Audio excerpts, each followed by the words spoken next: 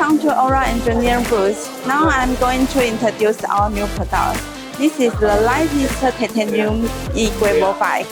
We assemble the system in China e-motor. The rear hub motor offers the power. Their battery design is very small. They could be hid inside of the dump tube. The dump tube outer dimension is only 58 mm. The battery is assembled from 22 into the dump tube. Also, we designed a new shaping for the top tube. It's like polygon design. It could be increasing the lateral force during riding. Also, we have the stand, internal cable stand. All of the cable go through from handlebar, pass to stand into the frame.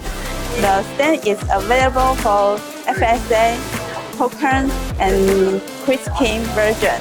The bike weight is only 13 kilograms.